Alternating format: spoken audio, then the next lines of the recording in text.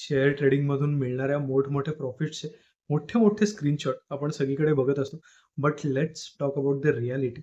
म्हणूनच आजच्या रीलमध्ये मी शेअर करणार आहे स्टॉक मार्केटच्या जर्नीमधली माझी सगळ्यात मोठी मिस्टेक. गेल्या 9 ते 10 वर्षाची माझी जर्नी आणि त्यातली सगळ्यात मोठी मिस्टेक मी केली होती 2020 मध्ये, जेव्हा मी बँक निफ्टी ऑप्शन्समध्ये ट्रेड करायचो.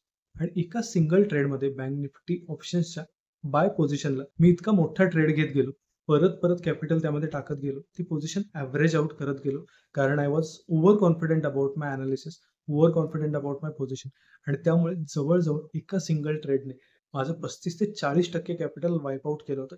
ऑलमोस्ट माझं अकाउंट ब्लो अप होण्याच्या आसपास पोहोचलेलं होतं. आणि त्या दिवसानंतर मी कधीच पोझिशन सायझिंगमध्ये चूक केली नाही. कारण त्यामध्ये जे काही माझे हात पोळलेत ते आजपर्यंत माझ्या लक्षात आहेत. त्यामुळे कोणत्याही पोझिशनला स्विंग ट्रेडिंगच्या 5% पेक्षा जास्त कॅपिटल मी कधीच टाकत नाही. ही लर्निंग सुद्धा मला त्या मिस्टेकमधून मिळालं. तेव्हा तुमची सुद्धा बऱ्याच वर्षाची ट्रेडिंग जर्नी असेल.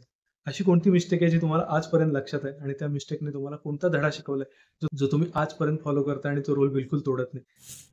स्टॉक मार्केटमध्ये नवीन असणाऱ्या आपल्या मित्र-मैत्रिणींना मोठ्या प्रॉफिटचे स्क्रीनशॉट दाखवून भुलवण्यापेक्षा स्टॉक मार्केटमध्ये नव्याने येणाऱ्या मित्र-मैत्रिणींना आपण आपल्या चुका सांगायला हव्यात आणि त्यातून आपण काय शिकलो हे सांगायला हवं, जेणेकरून ते एक बेटर ट्रेडर, बेटर इन्व्हेस्टर होतील. त्यामुळे या रीलवरती कमेंट करायला विसरू नका आणि तुमच्या फ्रेंड सर्कलमध्ये हा व्हिडिओ शेअर करायला विसरू नका. Thank you very much.